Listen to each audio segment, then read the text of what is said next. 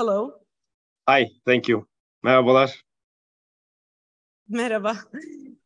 Em, Hepimiz buradayız.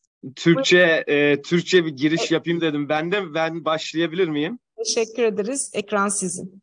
Tabii teşekkür ederim. Öncelikle şu ekranımı bir paylaşmak istiyorum. Bir saniye. Evet, öncelikle tekrar çok teşekkür ederim beni davet ettiğiniz için. Benim için büyük bir onur. Çok ilginç ve yani çok güzel konuşmalar ve çok konusunda usta konuşmacılar var. Tekrar teşekkür ederim. Bu girişi yaptıktan sonra ben sunumu İngilizceye çevireceğim.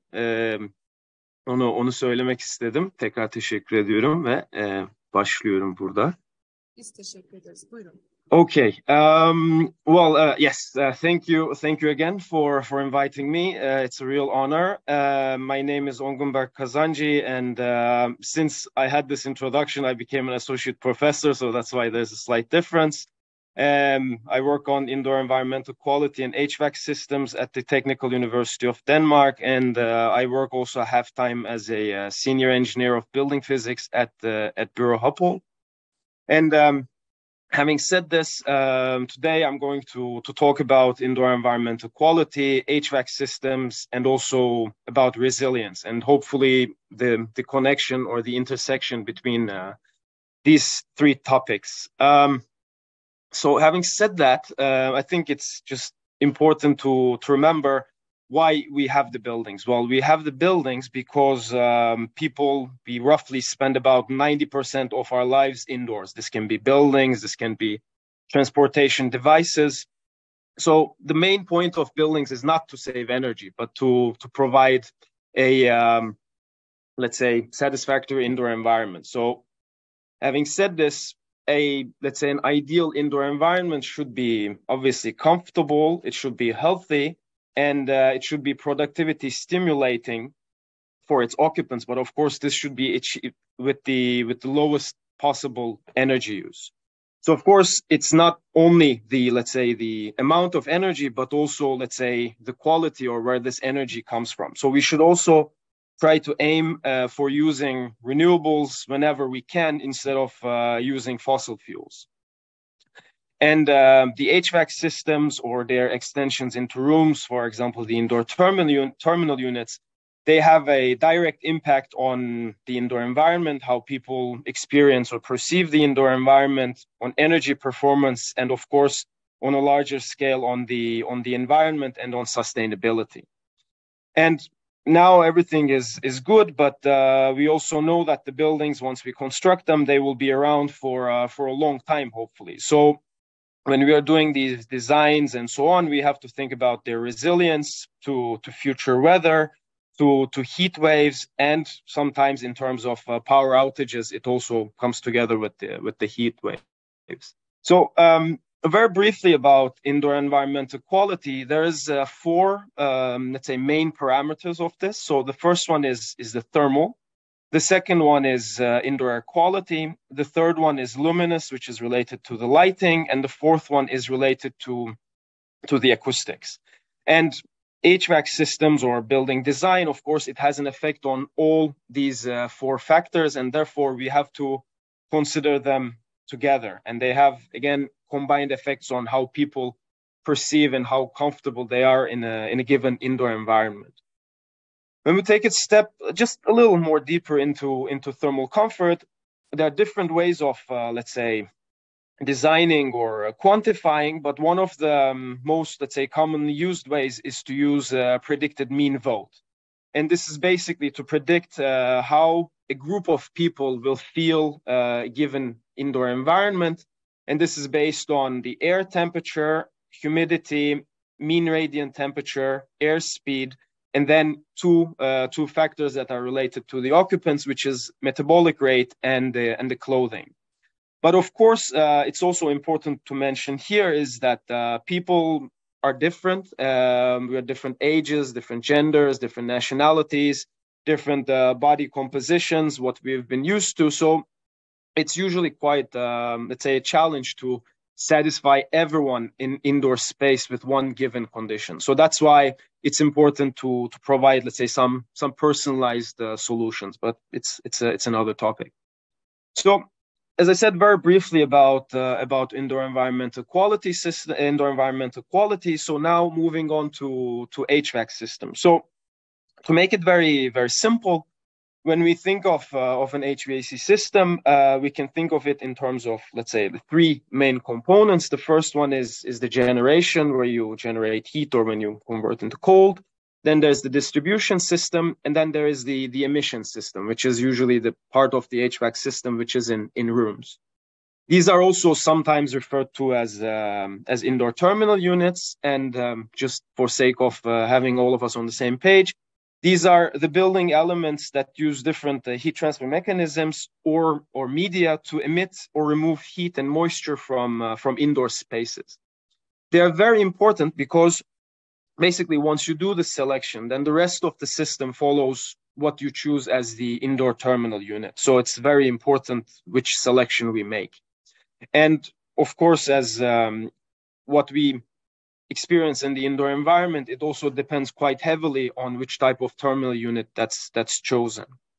And they differ in their, let's say, possibilities. Basically, if they can heat, if they can cool, if they can provide fresh air, if they can humidify, dehumidify, and so forth. If they, they depend on their way of, let's say, emission or removal. For example, we have fully convective systems, let's say the air conditioning systems. Well, we have radiant systems where it's usually a combination of radiation and convection. We'll see an example in a moment. Then these systems also differ in how much heating and cooling they can provide, basically. So in terms of their capacities without causing discomfort for the occupants. What they use in terms of energy distribution, they use water, they use air, they use refrigerant and other means. And if they condition the entire space, or if they condition a localized part of the space. So as I said, one example is radiant heating and cooling systems. They work with low temperature heating and high temperature cooling principle, which means that the water temperatures that are used are close to room temperatures, which has several benefits. The most pronounced one being they allow integration of renewable energy resources into building heating and cooling systems, because they work with temperatures that we can find naturally in the environment. And also they allow, for example, heat pumps to work at better efficiencies than other type of system. Here's an example of a radiant cooling panel, which is usually suspended from the ceiling. And there are different products, of course. And then another type of it is when you have these pipes, for example, embedded into the building surfaces. And one very interesting type of it, just one second, is this particular one right here, which is usually called thermally active building systems, where you have pipes embedded in the slabs of the building, where you basically circulate either heated or chilled water, which allows you to activate the thermal mass of the building and control it, which has, again, several benefits of it in terms of energy performance and comfort. Another system is chill beams, or known sometimes as beams, which is an interesting combination because if we take, for example, this active chill beam right here, it uses both water but also air as the heat transfer or the distribution medium. And it also provides some convective cooling, which then could allow, for example, changing indoor environmental conditions quite quickly. So just a couple of examples. So having said this, now we talked about indoor environmental quality. We talked about HVAC systems, how they interact. But again, now we need to look further into the future, and we need to look at resilience. So what I'm about to show is part of an international collaboration project that is being carried out under IEA umbrella, International Energy Agency, and it is focusing on resilient cooling of buildings. And in this case, when we first started, what we saw was that let's say every different discipline had a different definition of what resilience is, because sometimes some things are more critical than others. So we started by looking into or developing basically what is resilience or what is resilient cooling in terms of buildings. And our goal when we were doing this was to assess and communicate solutions of resilient cooling and overheating protection, focusing on innovative as low energy as possible and low carbon emission systems as possible. And the one of the final goals is to strengthen or to prepare individuals both on a personal level, building level, and on a little larger, let's say maybe district scale or community scale, to withstand and prevent impacts of disruptive events. And in this case, what we chose to focus as disruptive events are heat waves and consequent power outages that are experienced in different parts of the world. As I said, and within this annex, we are now moving, or within this project, we're moving towards the end of it. But one of the things we did is that, as I said, we developed this resiliency. We developed future weather files. So this is both in terms of what you would use as a typical meteorological year when you do the simulations, but also for future heat waves, for current period, let's say of today's weather, for 40 years from now on, and for 80 years from now on. So we developed these files, weather files, and the idea of it is to test different type of, let's say, building envelope technologies, HVAC systems, and so forth, and to basically evaluate both qualitatively and quantitatively how can they cope with these type of extreme disruptive events in both now, but also into the future. So one of the things, as I said, we developed is a qualitative assessment method of these resilient cooling strategies, and we agreed on basically 4 characteristics of, let's say, of a system. So the first one is a system's absorptive capacity, very briefly described as the ability to absorb the impact of disruptive events.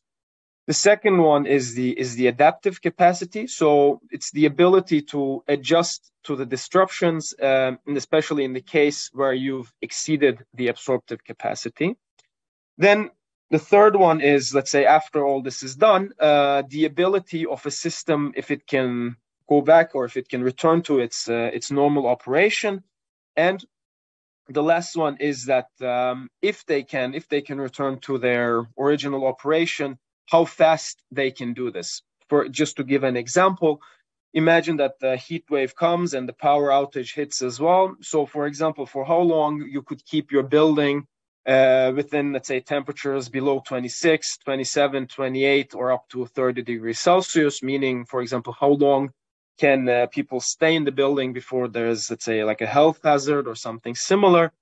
And similarly, once, let's say, the heat wave is over, the power is back, how fast can we occupy the buildings again? So a lot of these things depend a lot on the context of the building and what we use the building for. For example, then there's different requirements for office buildings, for residential buildings, or for example, for elderly homes, which is very critical. Then, even though, as I said, this is quite qualitative, we try to have, let's say, some kind of, let's say, indication that what is a high, what is moderate, and what is low. Because for the sake of time, I will not get into this. But what I want to finish by saying is that we have to consider a system together as a system, and building and the people and what they are able to tolerate with the future weather or heat waves and power outages. So having talked about indoor environmental quality, HVAC systems, and resilience, and which type of aspects there are in terms of resilience, which then leads me to my concluding remarks. The first one is, what we have to remember is that buildings are built for people. So we always have to focus on people. What is it that the people's needs? How do we satisfy people? What is healthy for them? And what is optimal for the people, basically. Then very, very high level, if we were to look at, let's say, a true sustainability of HVAC design, there's a few steps. Could be very redundant for people who have been working for very many years in the field, but I have to say it anyway. So the first one is to minimize the building heating and cooling demands during the design phase. So having very energy intensive building, but trying to compensate for that with installing a lot of, let's say, photovoltaic or thermal panels is not really maybe the best approach. Then, while we are doing all these things, we need to integrate a new dimension into our design and thinking, which is the future proofing into the design process. And in this case, future proofing is that can the building and its systems withstand these type of disruptive events in the future? We have to integrate that. Once these are done, we have to choose the most energy efficient, resource friendly, and lowest carbon, both embodied and operational carbon HVAC system combination, so that we as HVAC specialists, at least we can contribute with our part of the task. And then as follows with number 3 is that we have to replace fossil fuels and integrate the renewables whenever we can. And some HVAC systems, they are inherently more beneficial than the other ones. For example, low temperature heating and high temperature cooling systems, as I've mentioned, like the radiant systems or chilled beams. And I conclude my presentation with that, and thank you for listening.